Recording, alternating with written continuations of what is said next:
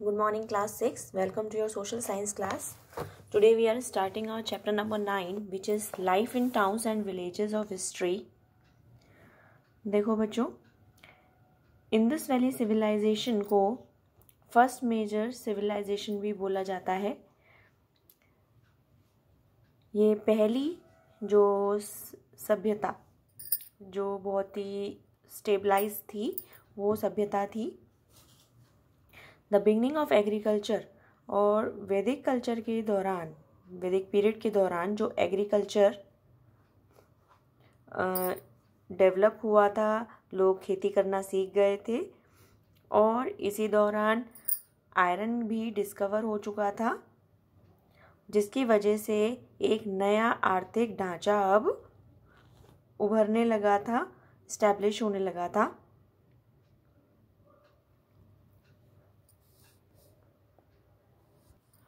और आयरन की डिस्कवरी की वजह से अब नए टाउन्स और सिटीज़ डेवलप हो गए थे डिफरेंट पार्ट्स ऑफ कंट्री में.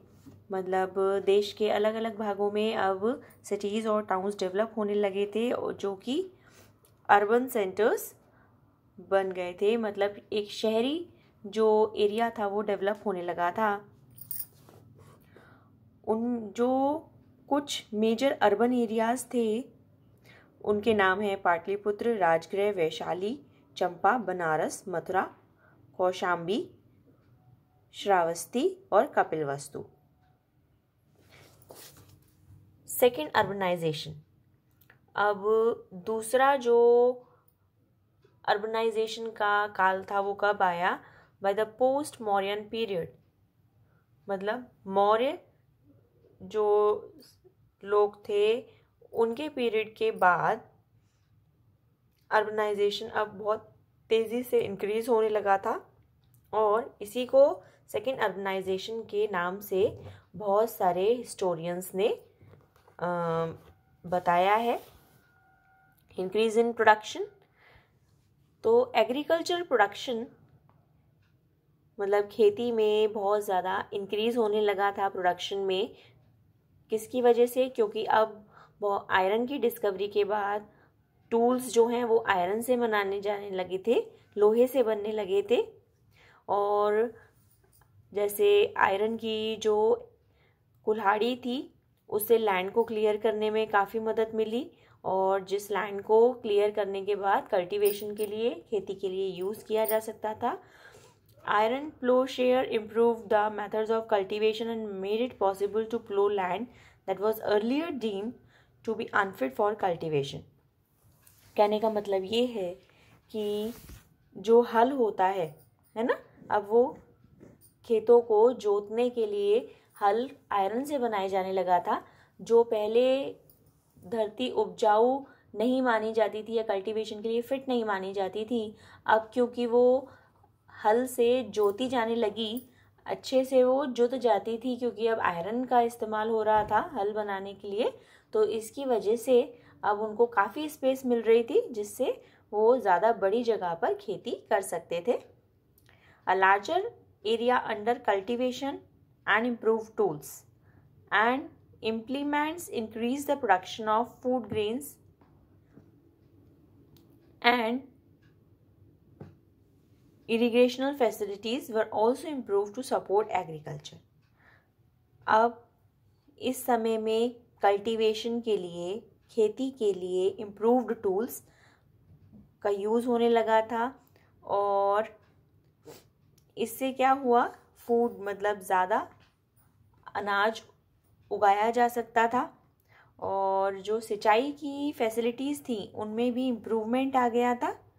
Many wells, canals and tanks, बहुत सारे कुएं, नहरें और टैंक्स जो हैं वो इस दौरान कंस्ट्रक्ट किए गए और जिसकी वजह से जो प्रोडक्शन है क्रॉप्स का वो काफ़ी इंक्रीज हो गया.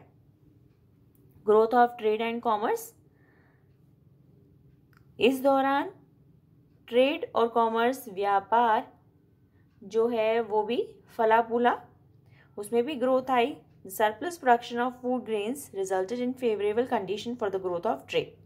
क्योंकि अब खेती ज़्यादा होने लगी थी और आप सभी जानते हो पहले बार्टर सिस्टम होता था, मतलब लोग चीज़ों के बदले दूसरी चीज़ों का एक्सचेंज आपस में करते थे। तो अब क्या हुआ, जब खेती अच्छी होने लगी तो व्यापार के लिए भी एक बहुत ही पॉजिटिव जो है कंडीशन उभर कर आई।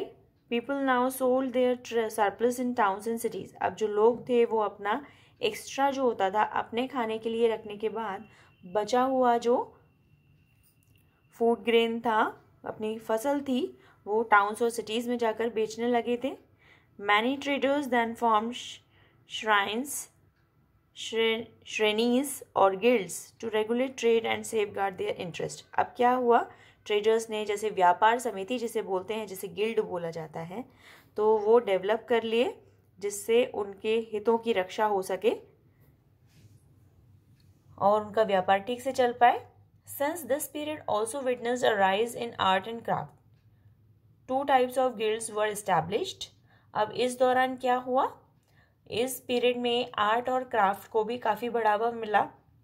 तो इस तरीके से दो गिल्ड्स बन गए, एक मर्चेंट गिल्ड्स मतलब व्यापार समितियाँ, और क्राफ्ट्स गिल्ड जो कि क्राफ्ट्समैन द्वारा बनाई गई थी।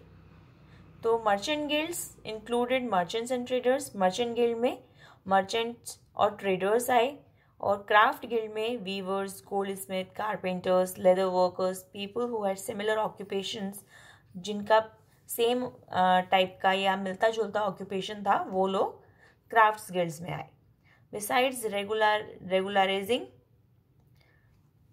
Besides regularizing, trade guilds also supported the members by organizing trading activities, providing trainings and procuring raw materials.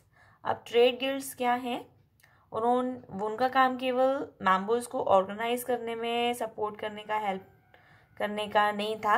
उसके अलावा भी वो क्या करती थी, वो लोग ट्रेनिंग भी प्रोवाइड करती थी और रॉ मटेरियल ऑब्टेन करने में भी हेल्प करती थी। Trade guilds also function as banks. Trade guilds bank की तरह भी फंक्शन करती थी, जहाँ पर जो मेंबर्स थे वो अपने पैसे डिपॉजिट कर सकते थे और लोन भी ले सकते थे जब उन्हें ज़रूरत हो। These trade guilds also gave generous donations to temples and monasteries. और ये जो ट्रेड गिल्ड्स थे ये काफ़ी बड़ी मात्रा में मंदिरों और मोनेस्ट्रीज, जो बौद्ध लोगों के जो मठ होते थे, उनमें भी काफ़ी ज़्यादा दान देते थे। This is evident from the many inscription found in stupas and sanghas. और इनके जो एविडेंस हैं वो मिलते हैं हमें जो स्तूपास और संघास के लिखित जो प्रमाण हैं उनसे हमें मिलते हैं। Various crafts and guilds have been mentioned in early Buddhist literature. और जो बुद्धिस्ट लिटरेचर है काफ़ी पुराना, उसमें भी हमें क्राफ्ट्स, बहुत सारे क्राफ्ट्स और गिल्ड्स के बारे में वहाँ पर पढ़ने को मिलता है। Which speaks of specialised groups living together in towns and villages, जो बताते हैं कि जो स्पेशलाइज्ड ग्रुप्स मतलब एक तरीके के ऑक्यूपेशन के जो लोग थे वो एक साथ मिलकर टाउन्स में रहते थे, टाउन्स और विलेजेस में। A village in Kashi has been mention in the Jatakas, और एक विलेज मेंशन किया गया है जातकास में, जो ये बताता है कि ग्रुप ऑफ कारपेंटर्स, जो लकड़ी का काम करने वाले लोगों का एक ग्रुप टुगेदर मतलब साथ में रहता था, and they were visited regularly by merchants for trade purposes. और उनके पास जो व्यापारी हैं उनका आना जाना लगा रहता था व्यापार के पर्पस से। Trade was not limited with in the Indian subcontinent, और ट्रेड जो है, व्यापार जो है, केवल भारत तक ही सीमित नहीं था। ये जो ट्रेड कॉन्टैक्ट्स हैं वो अब फॉरेन कंट्रीज तक भी काफ़ी इस्टेब्लिश हो गए थे। Coastal areas developed as centres of maritime trade. जो कोस्टल एरियाज मतलब समुद्र के पास के एरियाज जो थे वो मैरिटाइम ट्रेड के सेंटर्स की तरह उभरे थे। मैरीटाइम मतलब जो समुद्र से जुड़े हुए एरियाज़ हैं या समुद्र के रास्ते से जहाँ पर ट्रेड किया जा सकता है, उनके सेंटर बन गए coastal areas. In fact Greek literature mention the 2 Indian ports of Bharuch and Tamluk. Greek literature में भी भारत के 2 पोर्ट्स, बंदरगाहों के नाम हैं भरूच और Tamluk. The Jatakas have several stories that tell us about merchant traders who traveled by sea। और जातकास में भी कई स्टोरीज हमें देखने को मिलती हैं जो बताती हैं कि मर्चेंट जो ट्रेडर्स थे या जो व्यापारी थे वो समुद्र के रास्ते ट्रेवल करते थे व्यापार के पर्पस से। Next is coins. With N expansion in trade and commerce, coins were widely circulated. अब क्योंकि ट्रेड और कॉमर्स काफ़ी बढ़ गया था तो इसलिए अब कॉइन्स जो हैं वो बहुत दूर दूर तक अब स्प्रेड हो गए थे, सर्कुलेट हो गए थे। Coins were mostly minted in copper and silver and did not have a perfect shape. Coins जो हैं वो कॉपर या सिल्वर के थे और इनकी कोई परफेक्ट शेप नहीं थी। Coins were flat piece of metal that were irregular in shape. Coins जो हैं एक मेटल का फ्लैट पीस था जिसकी कोई रेगुलर शेप नहीं थी। An emblem that had some sort of meaning attached to it or the ruler's insignia was engraved on the coins। अब क्या था, जो कॉइन्स थे उनके ऊपर या तो कोई मोहर या छाप मेंशन थी रूलर की, जो भी राजा था उसकी। Due to their irregular shape and markings, the historians call them punch mark coins। और क्योंकि इनकी कोई रेगुलर शेप नहीं थी इसीलिए हिस्टोरियंस जो इतिहासकार हैं वो इन्हें पंच मार्क कॉइन्स भी बोलते थे। ओके स्टूडेंट्स, हम मिलेंगे नेक्स्ट क्लास में। Till then bye.